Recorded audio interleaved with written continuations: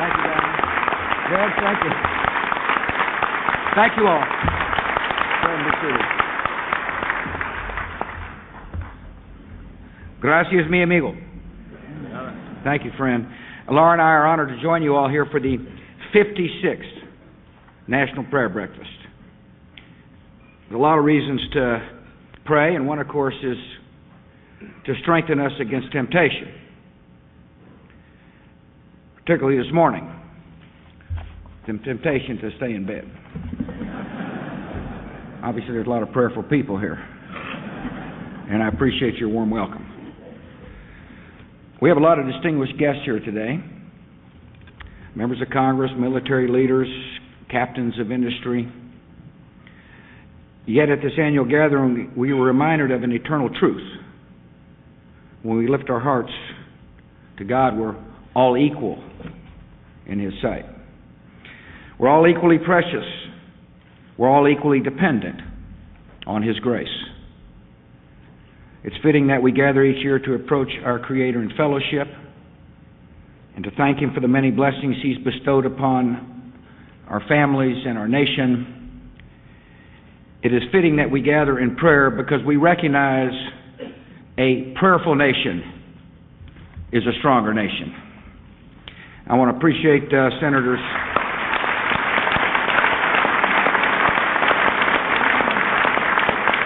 I appreciate Senator Salazar and Enzi. Thank you for putting this deal on.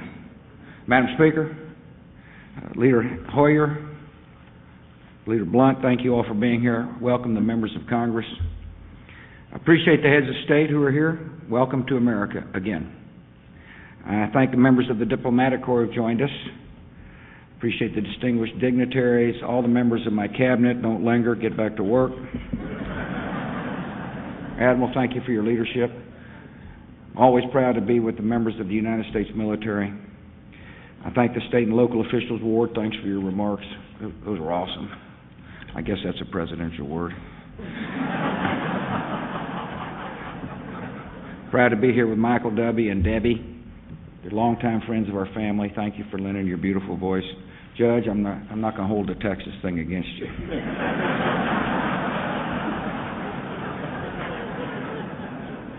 Every president since Dwight Eisenhower has attended the National Prayer Breakfast.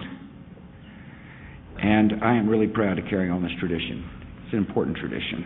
And I'm confident presidents who follow me will do the same. The people in this room come from many different walks of faith. Yet we share one clear conviction. We believe that the Almighty hears our prayers and answers those who seek Him. That's what we believe. Otherwise, why come? Through the miracle of prayer, we believe He listens. If we listen to His voice and seek our presence, His presence in our lives, our hearts will change. And in so doing, in seeking God, we grow in ways that we could never imagine. In prayer, we grow in gratitude and thanksgiving. When we spend time with the Almighty, we realize how much He has bestowed upon us, and our hearts are filled with joy. We give thanks for our families. We give thanks for the parents who raised us. We give thanks for the patient souls who married us and the children who make us proud each day. We give thanks for our liberty and the universal desire for freedom that He has written in every human heart. We give thanks for the God who made us in His image and redeemed us in His love. In prayer, we grow in meekness and humility. By approaching our Maker on bended knee, we acknowledge our complete dependence on Him. We recognize that we have nothing to offer God that He does not already have except our love.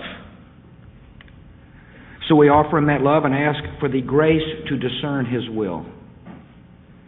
We ask Him to remain near to us at all times. We ask Him to help us lead lives that are pleasing to Him. We discover that by surrendering our lives to the Almighty, we are strengthened, refreshed, and ready for all that may come. In prayer, we also grow in boldness and courage.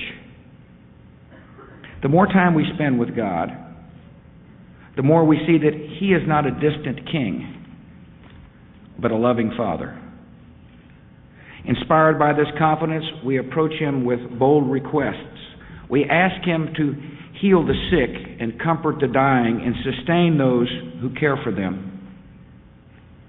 We ask Him to bring solace to the victims of tragedy and help to those suffering from addiction and adversity.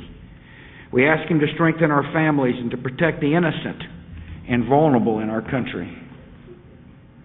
We ask Him to protect our nation from those who wish us harm and watch over all who step forward to defend us. We ask Him to bring about the day when His peace shall reign across the world and every tear shall be wiped away. In prayer, we grow in mercy and compassion. We are reminded in prayer that we're all fallen creatures in need of mercy. And in seeking God's mercy, we grow in mercy ourselves. Experience the presence of God transforms our hearts. And the more we seek His presence, the more we feel the tug at our souls to reach out to the poor and the hungry, the elderly, and the infirm. When we answer God's call to love a neighbor as ourselves, we enter into a deeper friendship with our fellow man and a deeper relationship with our eternal Father. I believe in the power of prayer because I felt it in my own life. Prayer has strengthened me in times of personal challenge. It has helped me meet the challenges of the presidency. I understand now clearly the story of the calm in the rough seas. And so at this final prayer breakfast, as your president, I thank you for your prayers, and I thank our people all across America for their prayers.